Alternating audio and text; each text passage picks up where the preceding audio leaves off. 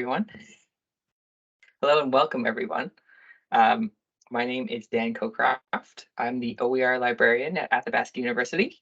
So OER stands for Open Educational Resources. They're a type of learning material that is basically licensed in such a way that others can modify, share, remix, and reuse freely. As we talk with our guest today, you'll get a better understanding of what OER is and what it can do for you. So before we begin, I'd like to take a moment to acknowledge the land that we're on. So Athabasca University is on the border of Treaty 6 and 8, and we recognize and acknowledge that this is traditional and ancestral land, home to many First Nation, Métis, Inuit, and is the traditional homeland of the Cree, Dene, and Métis, including our neighbors from Alexander Cree Nation, Alexi Nakota Sioux Nation, Enoch Cree, Paul First Nation, Athabasca Chippewayan First Nation, Fort Chippewayan Métis, and the Mikisew Cree First Nation. Personally, I'm working on the traditional territory of the Comox, Coast Salish, and the Timuc peoples.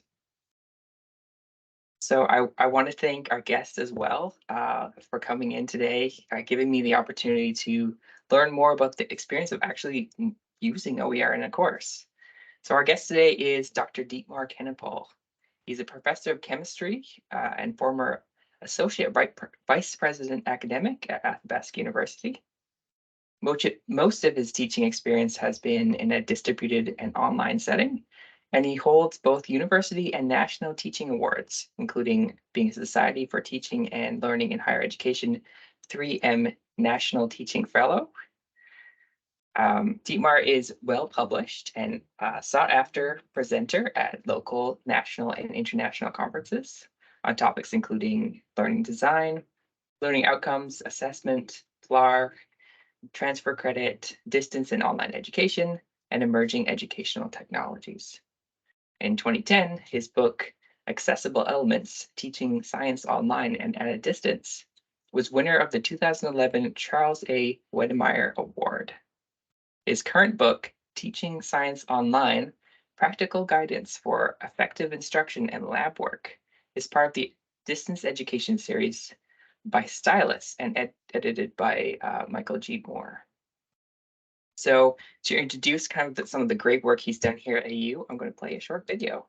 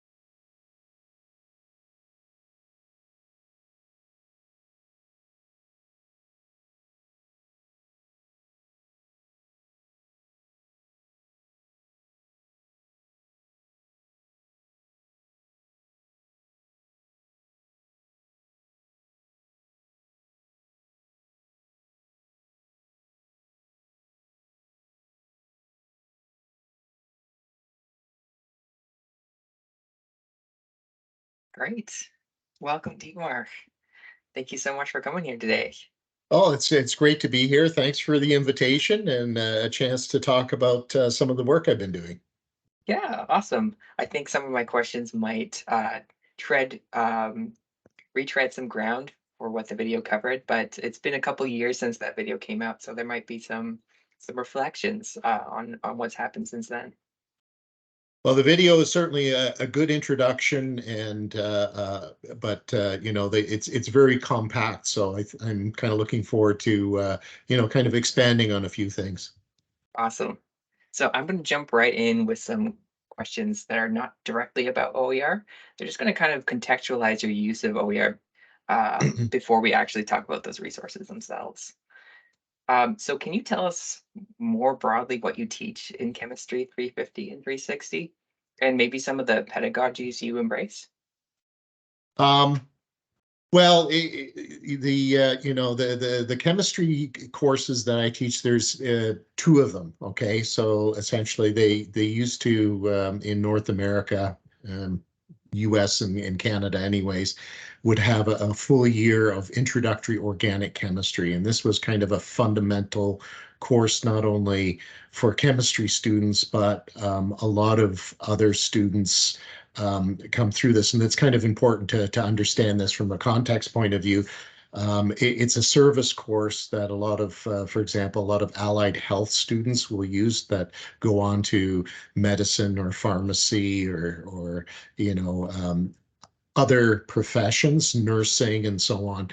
And so it's a course that a lot of students take. That's why you saw in the video, I emphasize that this quite could well be the last chemistry course you ever take, rather than becoming a professional chemist. So that's one part of it. So we offer it in two 3-credit courses, Chem 350, Chem 360, and it's fairly standard across many educational jurisdictions. And it's important for us to kind of make it look like or cover the same sorts of material, because a lot of students use it for credit transfer. So they're not necessarily our program students at Athabasca, but they could be program students elsewhere, or they're just taking this course to get admission to those allied health professions and that sort of thing.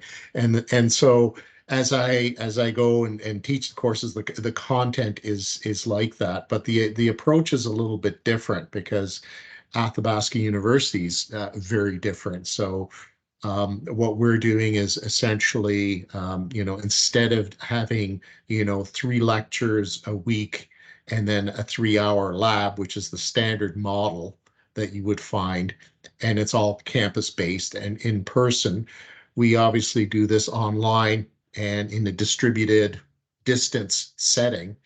And our students are looking at the material in an asynchronous way. So they're going through the course in a paced fashion. And we give the students a 6-month contract time to finish the course. And so within that 6 months, they can go as fast or as slow as they want to. So this is kind of the context that I'm teaching in. So it's a little very different than you would, my colleagues across the country and probably around the world are teaching it. And so the approach, I think, pedagogically, it's relatively structured in that we put a lot of emphasis on things like learning outcomes, which only in the last 1 or 2 decades have become a little bit more relevant in the on-campus sorts of pedagogies. So we tell the students exactly what they're going to learn and what we expect from them, and then they start going through the course, doing readings and other activities. So they'll sometimes work with molecular models, or they'll have various online resources and tutorials, spectral simulations, those sorts of things, self-tests. And so the components of the course are meant to be very self-contained. So they're not interacting so much with the teacher and not so much with other students, because it's all self-paced. So students are all over the place. Although many of my students will form study groups, which is awesome. Um, but the main interaction is with the content itself. And so in that way, I'm not that much different than my colleagues at Athabasca University, but certainly a lot different than you would find at other universities. And so the content becomes fairly important. And as I mentioned in the video, we have this um, mandate or culture of openness. I mean, we're Canada's open university, and part of that is the open research, but it's also open learning. So we don't have formal prerequisites when students come in, but they still have to perform quite well. And we're also moving away from commercial materials and using more open materials. It's a very natural sort of fit, and that's kind of how I got into that. I think probably more quickly than my colleagues would at campus-based universities. So I don't know if that answers your question as to the context of the open materials and my approach. In some ways, the pedagogical approach is fairly traditional. I mean, I'm still trying to give the chemistry perspective to my students, but also realizing where they're coming from and going to. And I guess the unusual manner in which we offer our courses, which you know, is certainly offers a lot more access and flexibility, but it in some ways it's also a lot more work because a lot more rests with the student's ability to actually interact with that content. Totally, and that makes a lot of sense. What you've said really reminds me of graduate school and sort of the philosophy of taking ownership of your own learning, which I really appreciate because it forces engagement, really does. Um, so when you're looking for open resources, let's say before your transition to using OER, um, what are some of the things you're looking for in a resource? How do you make that decision, uh, open or otherwise? Well, I think for me, it's open resources has had a long history. I mean, now you have like open courseware and so on, but we had they used to be called open learning objects a long time ago, and they would have repositories and so on. And I think the main thing that I think everybody understands who kind of consider open educational resources, it's a lot like the internet. There's a lot of good stuff out there, but there's also what I would say is a lot of dreck.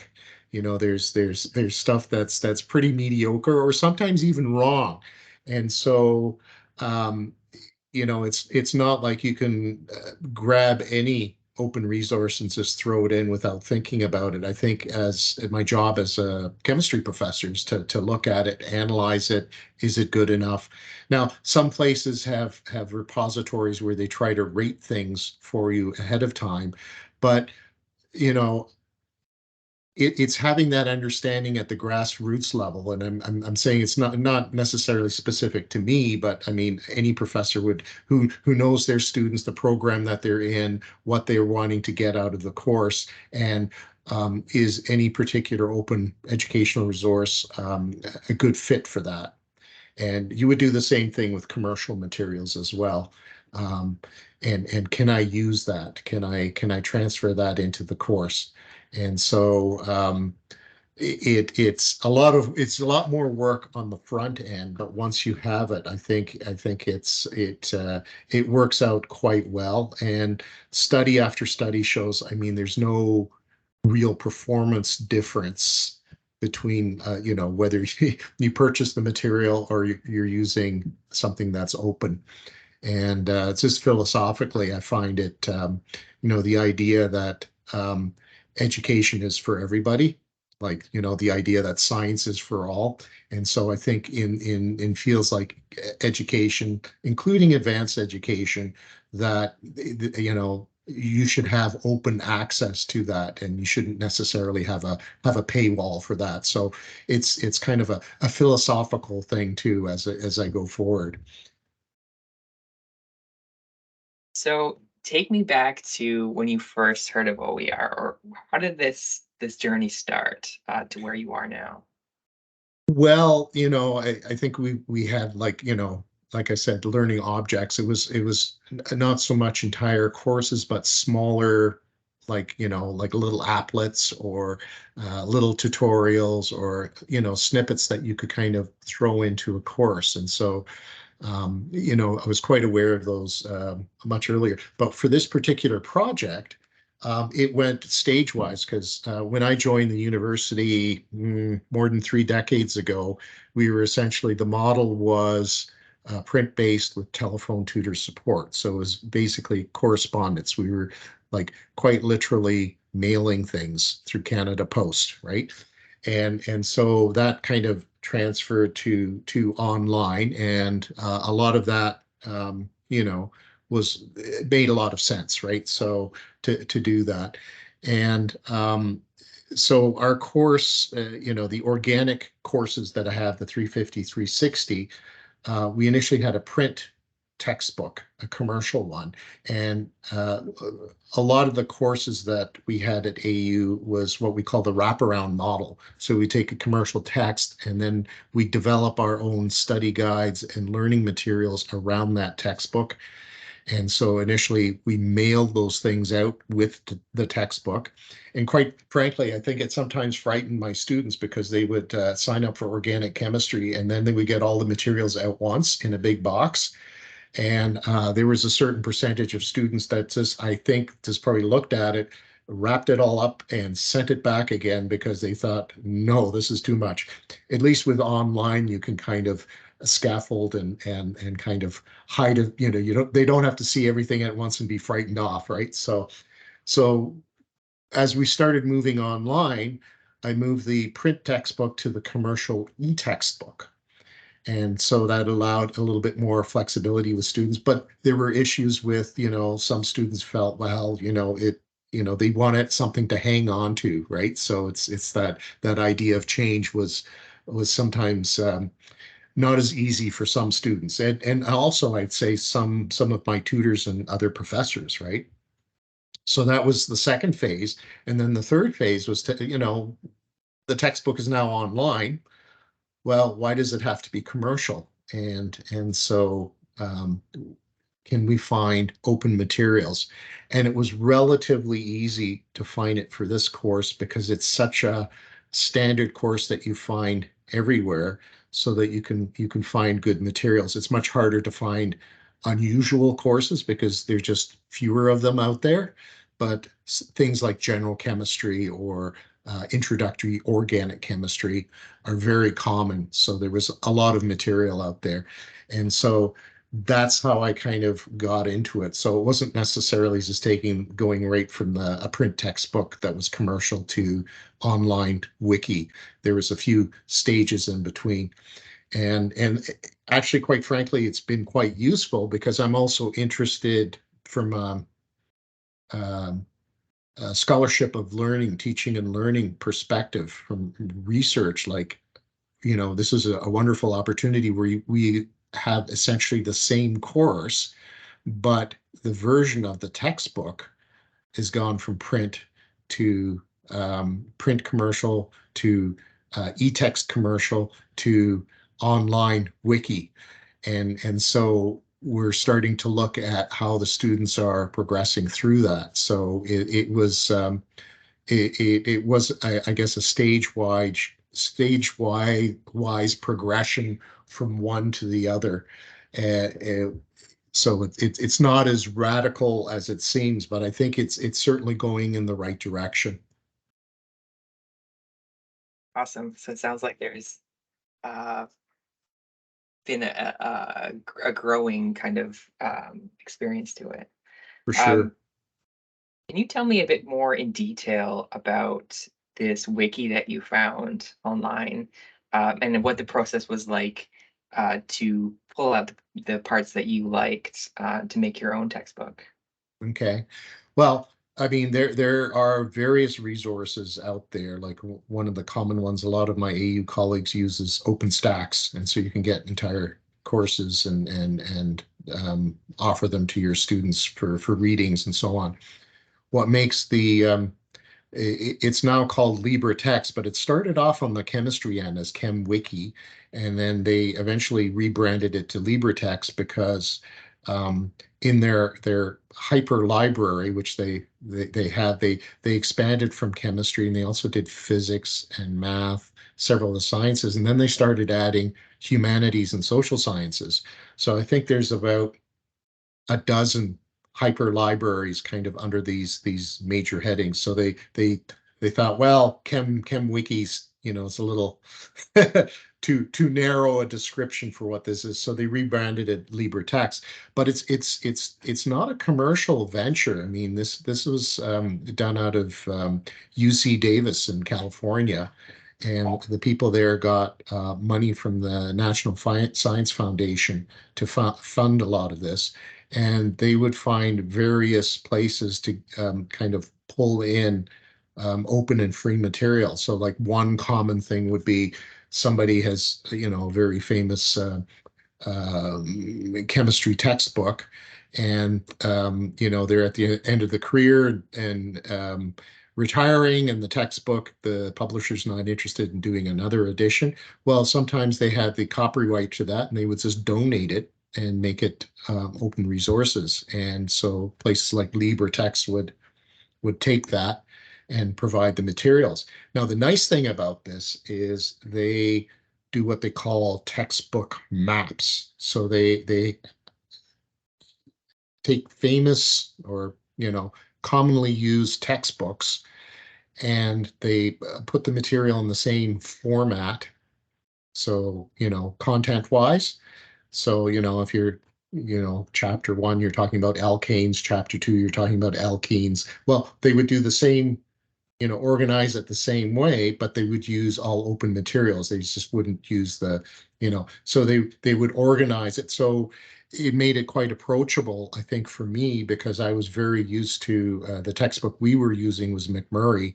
And I think I've been using that since the 5th or 6th edition, and we were up to about the 8th edition. So I was very familiar with it, with our course, and all our materials was kind of, the course was kind of built around that, the wraparound model, as I mentioned.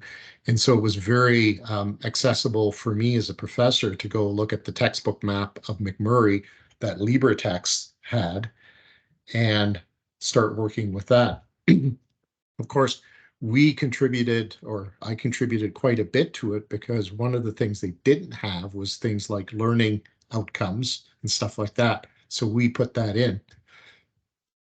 So it allowed me to kind of tailor make the course the way I wanted it, with all open materials, and at the same time contribute to the larger community. So other people are actually using the textbook that we've modified in their courses, right? And so it's this continuous modification in that, and which brings some challenges for the way we offer our courses, but it's a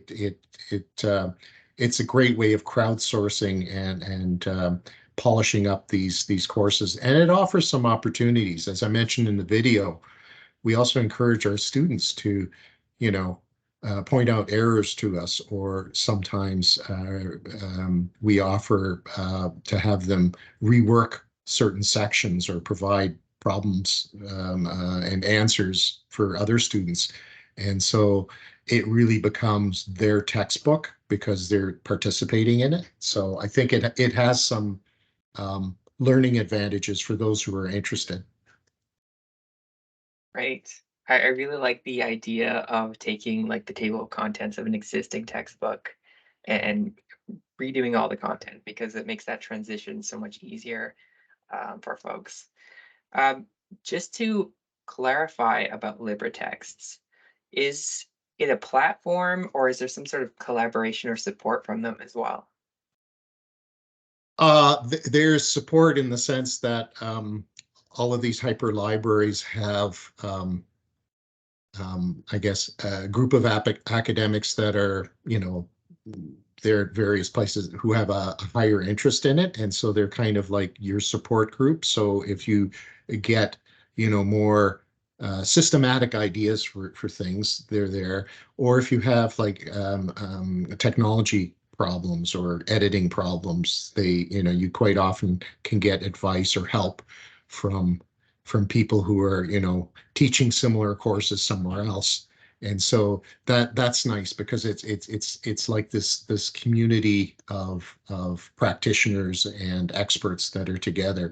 And so if you are someone new coming into this, you have that support, and it's not necessary. It's not a commercial thing. It's very comfortable as an academic, as because it's colleagues, it's your peers that are helping you out with this. So, and they understand what the issues are. So I think it's that's the sort of thing that LibraText provides. Now they do have their own administration and technical people to kind of manage this, because it's huge. Like, I mean, it's growing exponentially. And I think when we made the video, I was saying it's millions of pages. It's probably tens of millions now. I mean, it's growing. I mean, chemistry is the most developed one, but I mean, you have it in other disciplines too. And I would highly recommend it if you're you're not a chemist, and this is not necessarily just chemistry. If you're in another discipline, have a look at what they have, and if it's good enough to include in your own course, either partially or an entire course. It's a wonderful way of getting into this and modifying your course, and uh, because we've, to be frank, we've had, especially when we were in print, but also when things have gone online, commercial textbooks are very much oriented to the common institution that's campus based, and they have semesters and terms. So this whole self-paced, and students could be in the course for 3 weeks, they could be in the course for a year, right? And so with a lot of the licensing and moving from one edition to the next edition has caused havoc. It's just nice having this stability of the open educational resources that you control. So you can customize, but you also have a control of the versioning of it, which is important for our institution, and what a lot of my colleagues at AU are trying to do. That sounds like a great endorsement. It Yeah, almost sounds like Wikipedia, but for teaching. A similar idea. it is. It Yeah. is. It's very much like that. And I don't want to, it's not all sunshine and lollipops, because I mean, as I said, there's also, you have to be careful what's there. Like, you're not getting a perfectly polished product, and so, part of the work is polishing it up, and being, having that discretion and vetting the material. So is this good enough to go in? Is this, that sort of thing. So it's still some work. It's not it's not a perfect thing, but that might be a good thing. I think it is. Like, if there's a certain amount of that, and you have students coming in and working on this, because as a professor, I've noticed over the years that once something is kind of printed in a textbook, there are many students who think that's the way it is, right? They don't see the discipline being a little bit more fluid than that, and it's just knowledge is changing all the time, and things are being updated, and to give students a little more sense of that. I think if they're kind of editing and correcting and modifying their own textbook, I think there's a kind of a meta message there that I think is useful, not only for chemists, but just in general, that people coming out of a university, having that education, they have some sort of sense of limits of knowledge and how knowledge is created and used and communicated. So I think those are important underlying lessons there, more than just, carbon is C and hydrogen is H sort of thing. I'm hearing some McLuhan in there. Yeah, the medium is the massage, yeah. Yes. Just to go back to, you were talking about traditional resources and how sort of the model was that the course and the study guide would kind of be molded around that textbook. Mhm. How's it for you now? Is there a clear separation between the course and the study guide and the textbook? Because I know you have an openly licensed study guide as well. Um, don't know if we do. I mean, our study guide, like we run our study guide in Moodle, and that's moving to we're updating that to D2L product. So we have a learning management system that deals with that, and then we use that. So I don't know if it's completely open because it's password protected, but I mean, I've shared our study guides and that there's no patent on it or anything like that, so it's fairly open.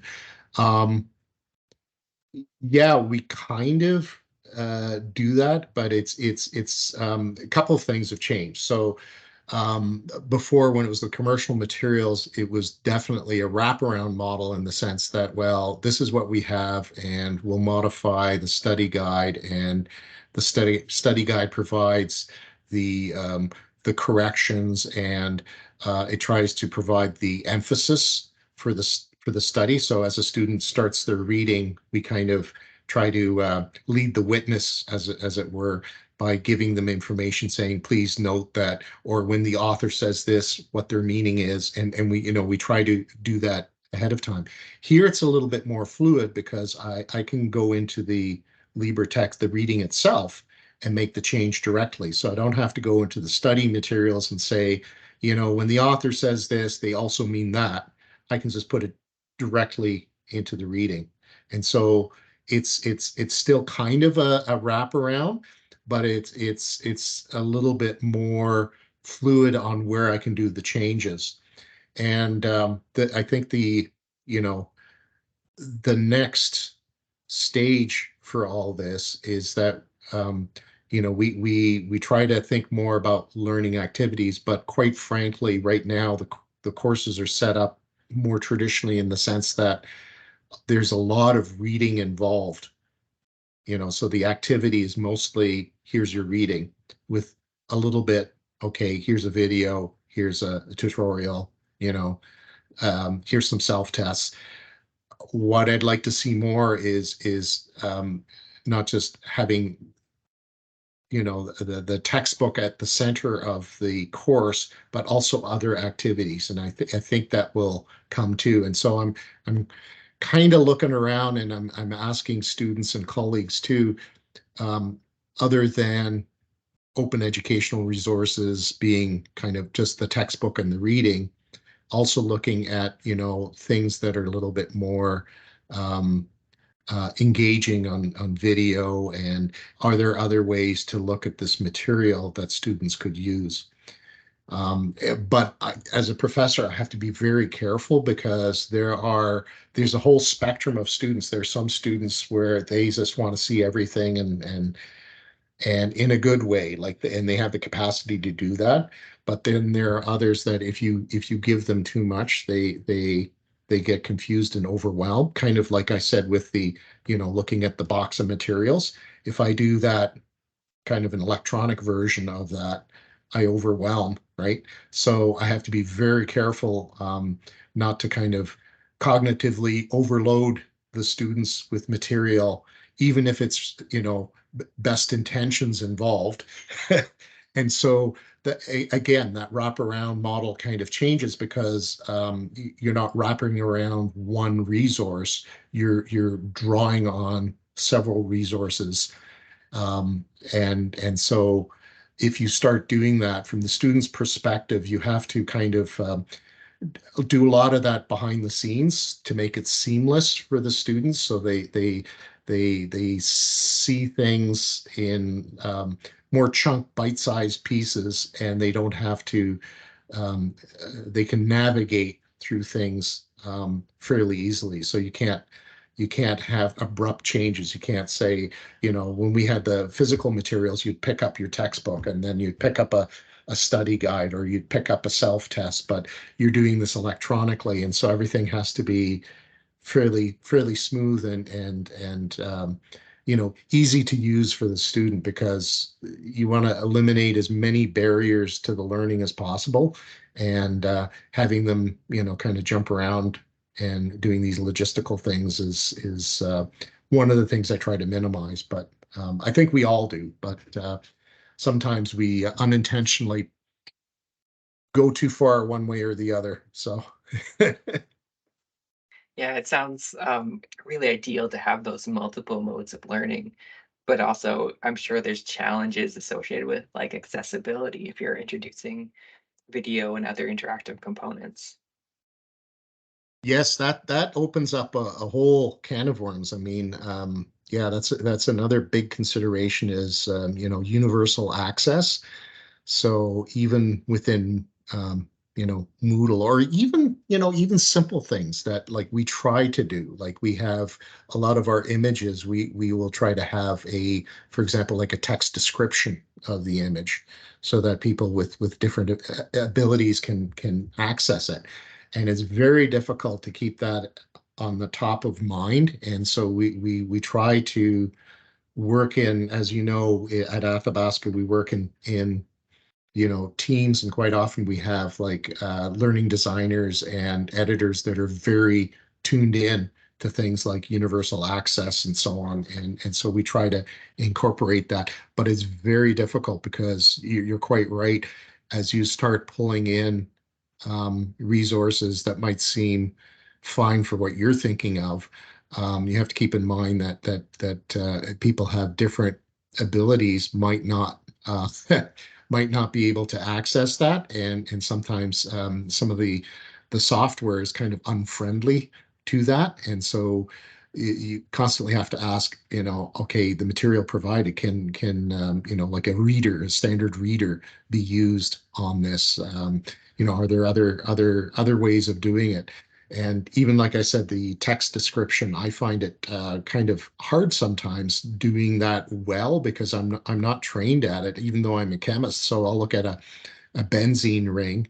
And so how do I describe that? Well, it's a structure with benzene-like characteristics. It's just, which is almost probably a useless definition.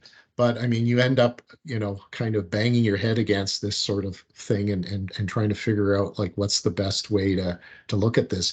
And that's another good reason to have students go through some of this material and work with us. Like, it's not like the old model of, you know, the professor knows it all and they're passing the knowledge on to you.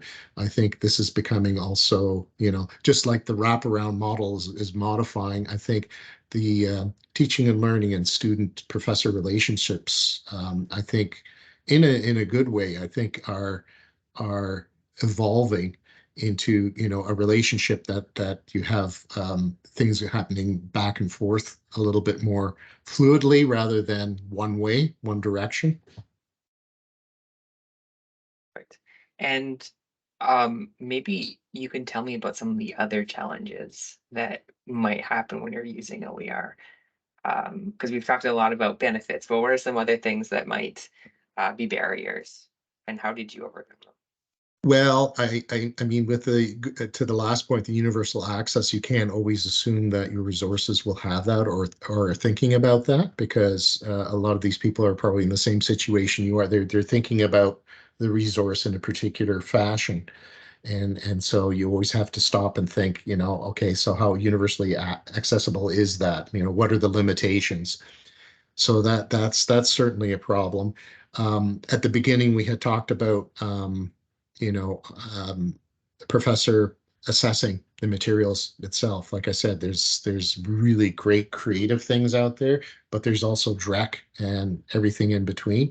And so you really have to go in there, not naively and picking, this, that, and the other thing, but actually go in there with a critical eye and say, well, will this work? And quite frankly, the person who's actually teaching a particular course is in the best position to see that quite often, because they know their institution, they know where their course fits into the programs, they know what type of students, like their demographics, they have that information. And so it becomes a key thing for a professor to do, which I find interesting, because quite often, like, you remember when MOOCs came out, for example, like, you know, open online courses, and people were saying, oh, well, this is the end of professors. There'll only be, 8 universities in the entire world, and then everyone else will just use those courses, and then we can get rid of all. Well, yes and no. I mean, I'm a very strong believer that, well, if you've got a MOOC that was designed in California, is that going to work for somebody who is a student in India, for example?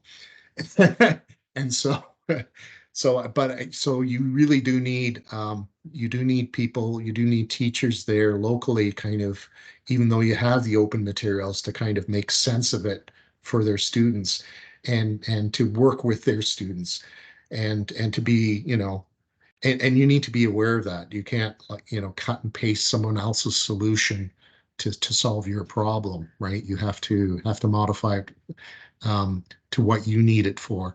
And so I think these are the issues for me. The other thing I always found curious was, as open educational resources were, being developed, and of course, I have these conversations with Rory McGreal, and I'm sure you've probably talked to him, because he's one of the UNESCO chairs for OERs, and he knows quite a bit about this.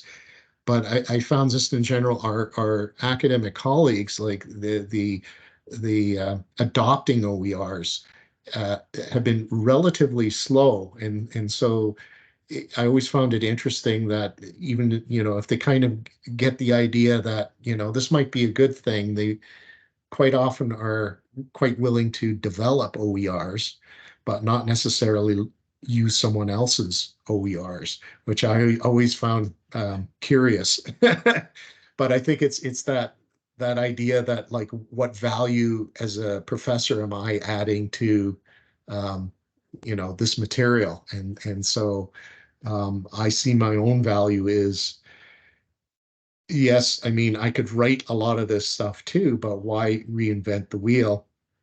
And I just love the idea of, like, taking this and that and the other thing and putting it together.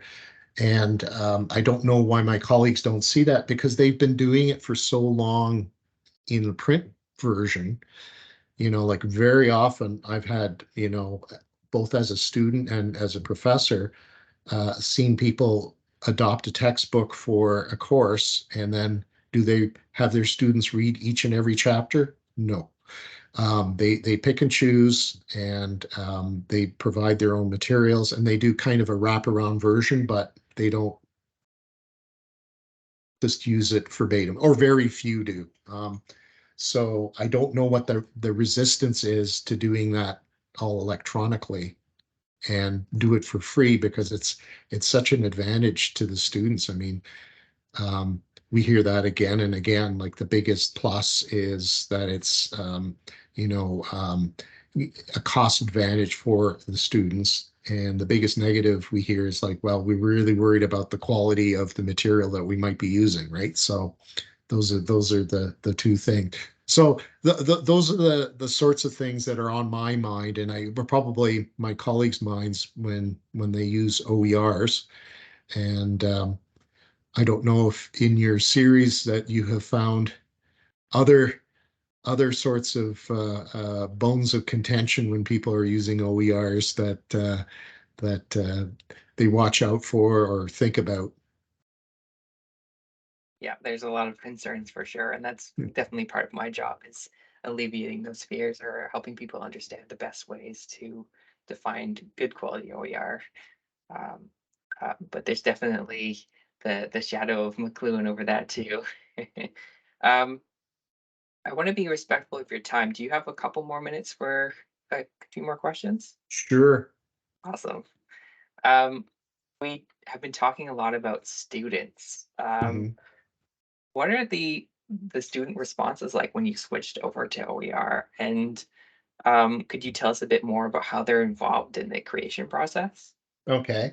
So, so I'll go backwards. So with the creation process, it's not everyone who does that, but I do try to pick out people who are interested and they get a lot out of it.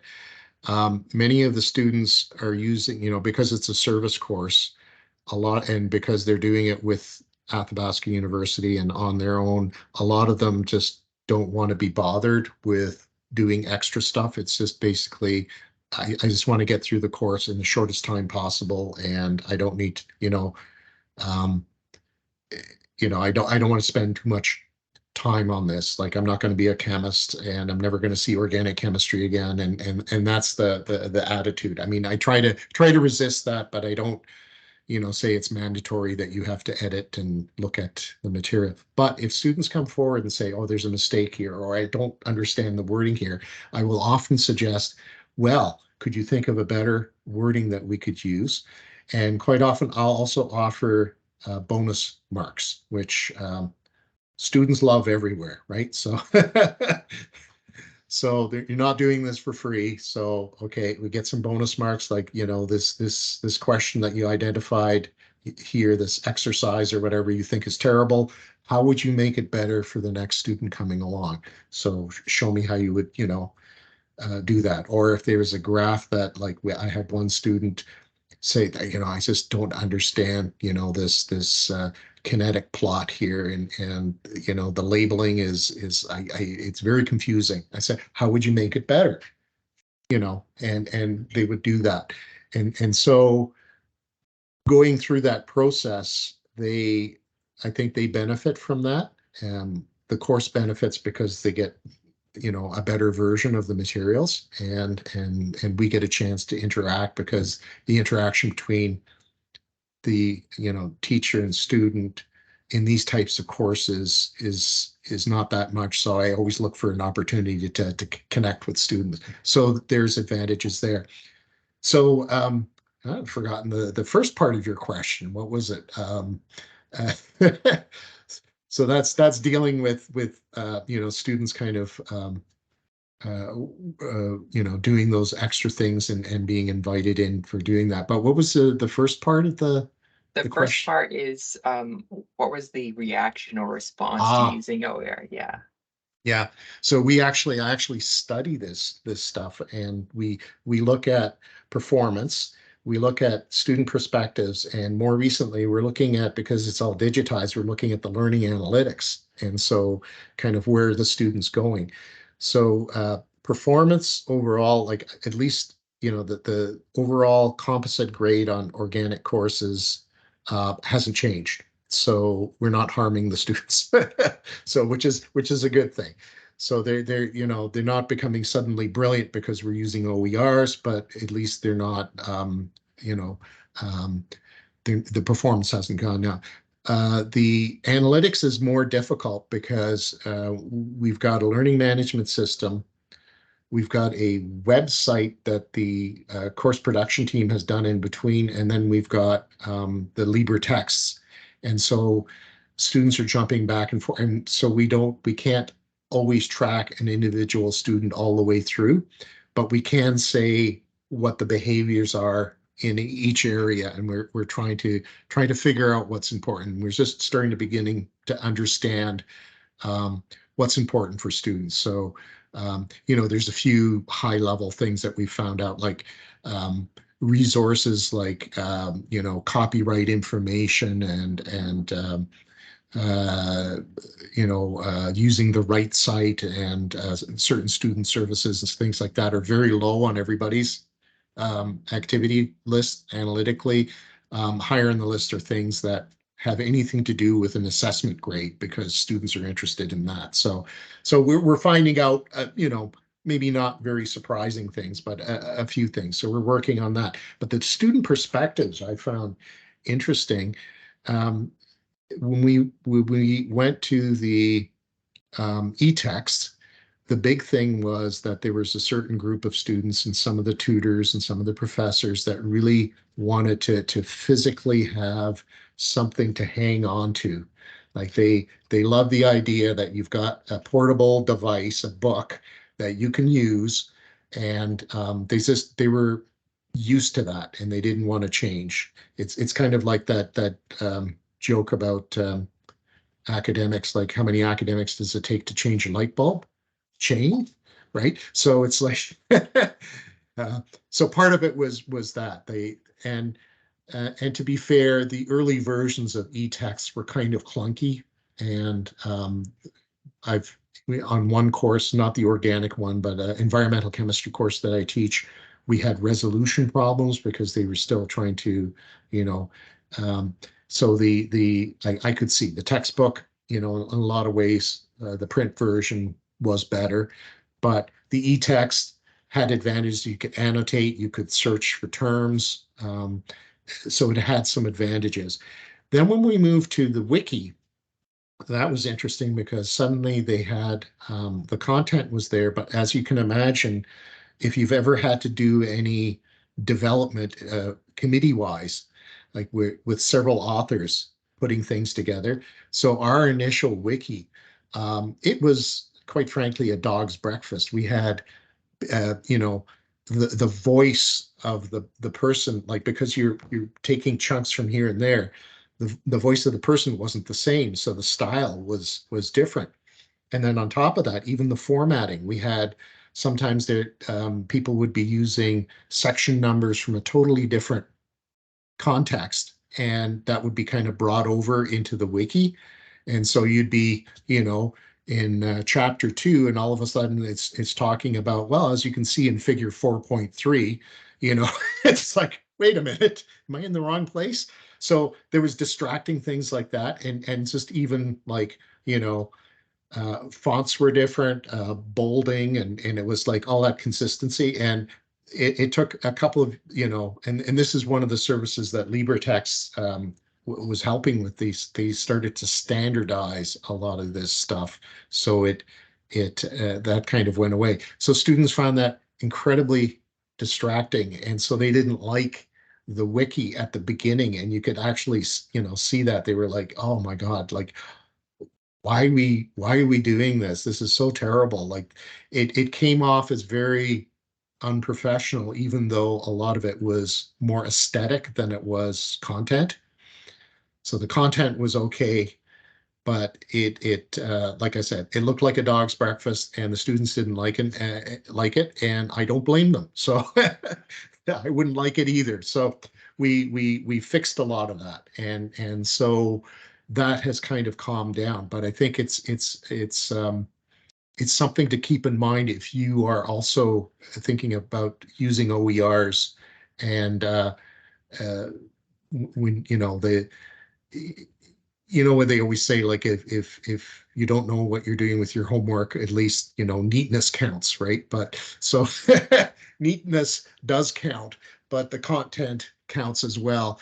And you can't just get away with just having good content and then packaging it up in such a manner that students are so distracted by these other things, and it makes it confusing. And I can understand that. I mean, if you were going through a lot of this material, you don't know where the story is going, and you don't need all those other pathways to go down. Like, am I in the right chapter, or how come this suddenly got plonked here, or it was something deleted? Did I miss something? Right. So I think the students really were quite frank about that, like their frustration. And organic chemistry is hard to understand for most people, and so it's one of those courses like calculus, or in finance it's probably accounting, or everybody has their we used to call them weeder courses, um, weeding out the students because it's so hard. Organic is one of those. Not that we're trying to weed out students, but it's not an easy thing to do at the best of times. And so we needed to remove a lot of those barriers that we kind of created because we used OERs. And so that's I think one of the biggest lessons that we learned from our students. It's a lot better now. So we still get students who don't like how it looks, but it's not as severe as it was before because the formatting is down. We do still have some problems with things like links and so on because the way because they use a lot of content management systems. So if you're linking out to a resource that's being edited, it can be kind of edited underneath you. And so the way we've handled that, because versioning is important for our students. I mean, you don't want someone preparing for a final exam and suddenly the textbook changes, right?